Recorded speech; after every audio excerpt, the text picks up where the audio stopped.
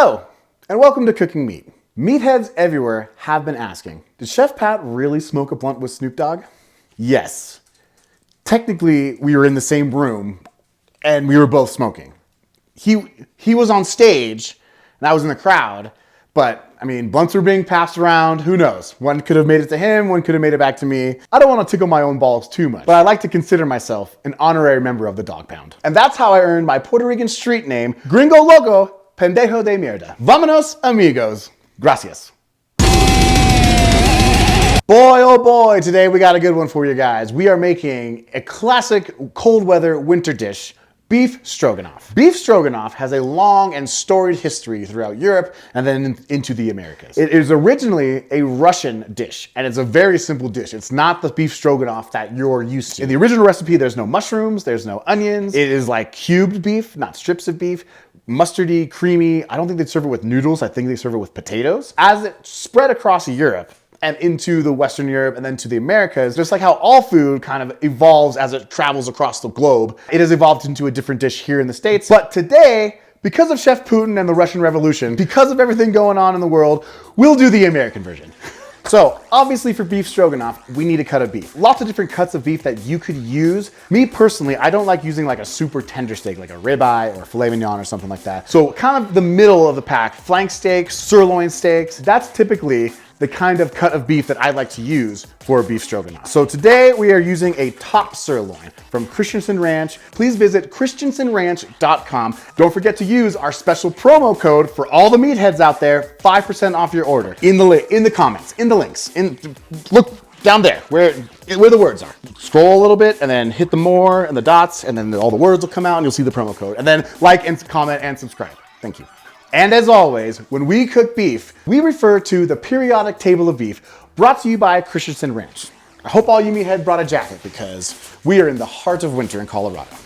Come on, let's get going.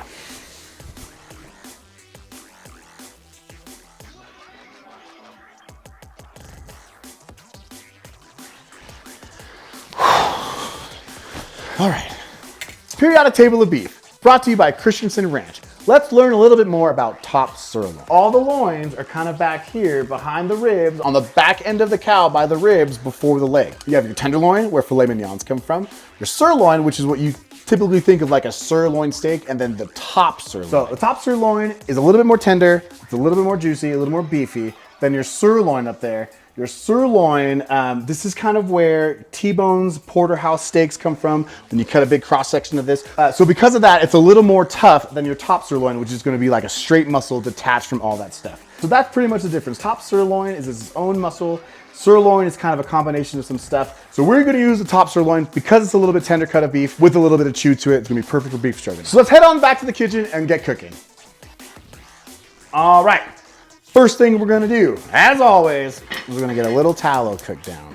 This is gonna come over egg noodles. It's gonna have mustard, cream, mushrooms, onions. Easy, this is a great cold weather winter warmer for you guys. Throw it all in a Dutch oven, let it sit for a while, and you got dinner. So the first thing we're gonna do is we're gonna get our top sirloin cut up. The one thing I am gonna do that'll be a little different, or I guess not different, but original. Different but the same. I'm gonna have it kind of cubed and as an ode to Farmer Stroganoff, the inventor of beef stroganoff. All right, so we're gonna dry these off, pat them down. A top sirloin is a great steak just to grill. You can marinate it, it's pretty good. You can use it for like fajitas, like a pot roast or steak tips or something like that. Sirloin is a great steak for that. It is like, I think a great blend of beefy and chewy and tender. It's kind of got all that you want for this kind of dish. But it's a great grilling steak too. We grill top sirloins all the time. We're just gonna cut this into cubes, nothing crazy, all right?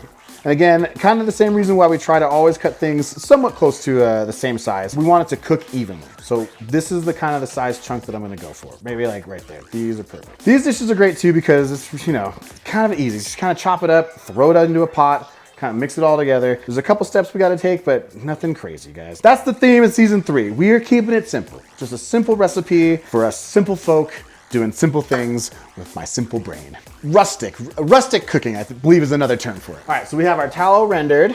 Throw our beef chunks in there. We're not gonna even cook them all the way. We're just gonna kind of brown them. Maybe like a medium rare, medium-ish. We're gonna add our signature cooking meat, Chef Pat steak seasoning, 2 parts salt, 1 part pepper, 1 part garlic powder.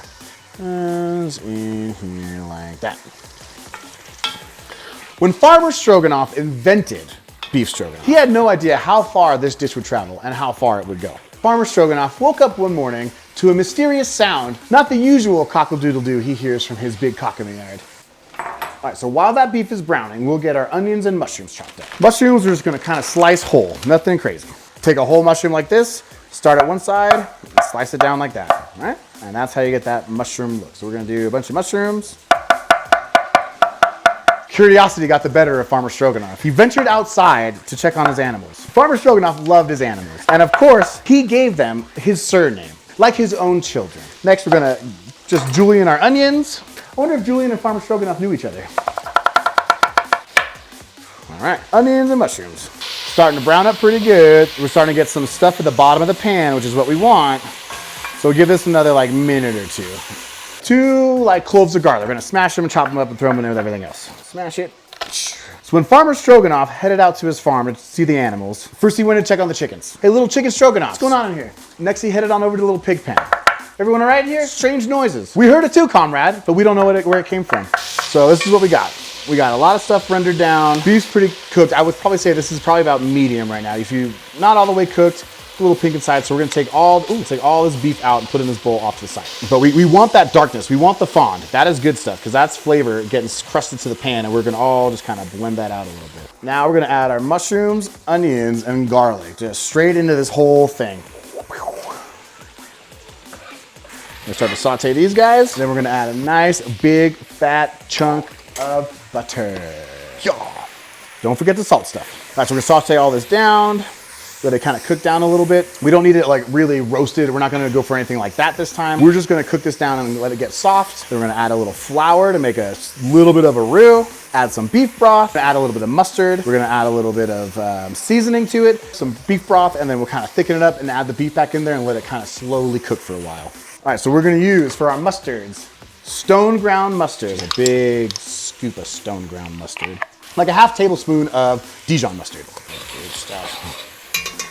Again, I like to saute stuff like this. Some people put the mustard in after the beef broth and all this stuff. I like to have it cook into the vegetables a little bit. Some people put sour cream in right now. We're not gonna put any sour cream in. We're gonna put just a little bit of heavy cream, and then we're gonna put some creme fraiche on top at the end. And you can put, if you don't want creme fraiche, we're just doing it fancy. You can just use sour cream and put that like as a topping on top of it. So I'm not gonna put any sour cream into this. That's not how Farmer Stroganoff would have done it.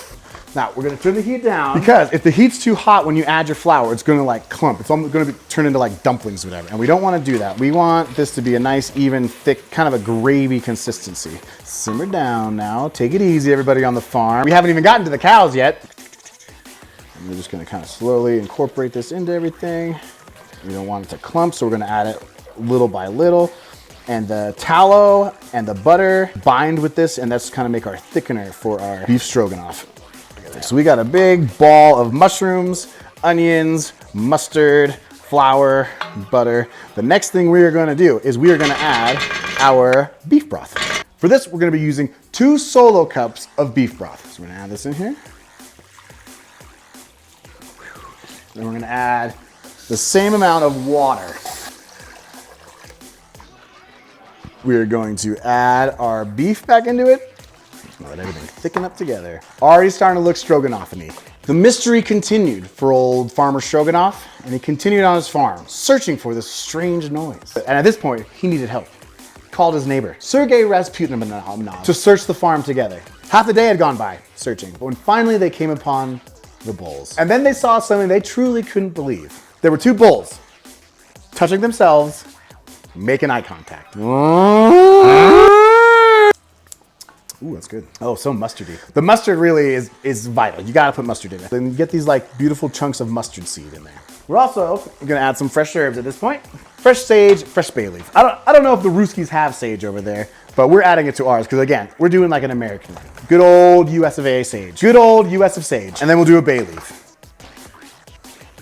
Once it gets to a boil, then it'll start to thicken. We'll reduce it, we'll put the cover on, and we'll let it reduce and thicken up. And while we're doing that, we'll boil our egg noodles, and that's about it. We're almost done, you guys. Quick and easy. Terrified, neighbor Rasputinov ran to the village to tell everybody what he had seen. Something so heinous and so shocking that it resulted in the bulls being shot to death. Straight in the face. Like, no mercy on those bulls. I mean, really just bop, bop, bop, bop, bop. Terrible, horrifying. So we got it brought up to a boil. We're gonna give it a little tasty poo.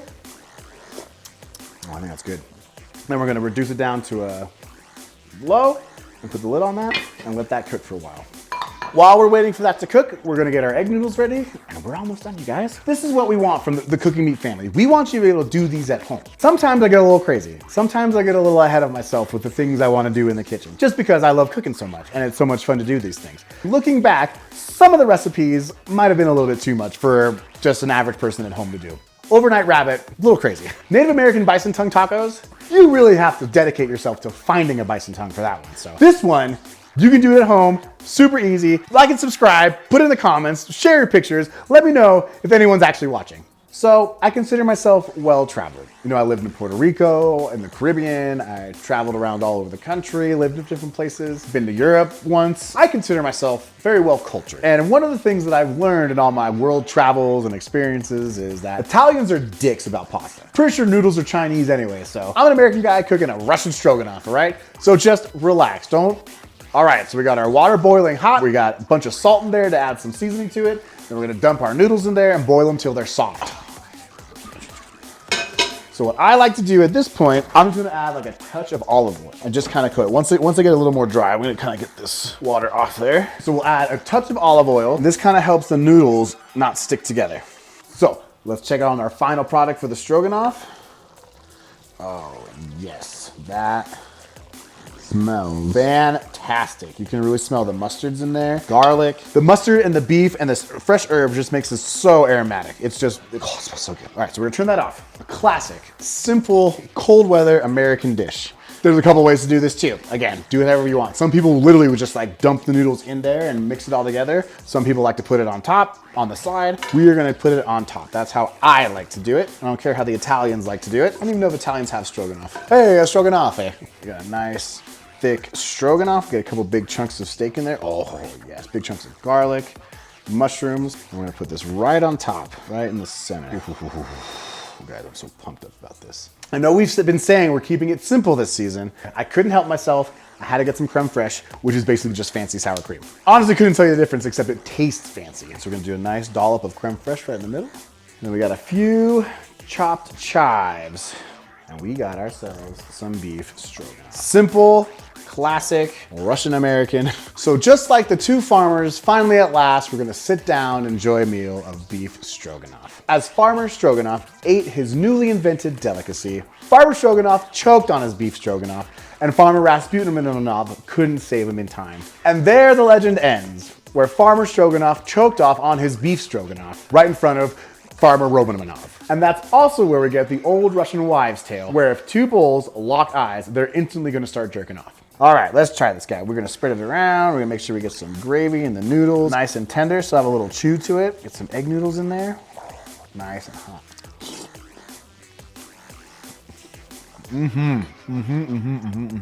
Man, that gravy that's been cooking down with the mushrooms and the onions and the garlic, it's such a rich gravy. Then you add your mustard, well, the two mustards that we did in this case, and it gives it almost like a vinegary, briny like finish to it. The egg noodles just soak everything up, and that creme fraiche or sour cream is like the last little touch to balance it all out. The vinegar from the mustard and the mustards itself gives it a like an acidic bite, so that sour cream just balances it all out, and the noodles just soak up the gravy. That is so good. An hour and a half, easy recipe. You can do this one at home, meatheads. I believe in you. You can make it your own. You can add scallions. You can do this over rice. You can do it over mashed potatoes. Like I think the original recipe just served it with a side of crispy potatoes. Sounds good. All right, meatheads, another fantastic episode in the books. Sticking to our mantra of season 3. This episode wasn't even that weird. Full of facts, full of knowledge, full of great storytelling. I hope you guys come back and see us soon. Please feel free to message me, DM me, text me, page me, and let me know when you're stroganoff. We'll see you next time.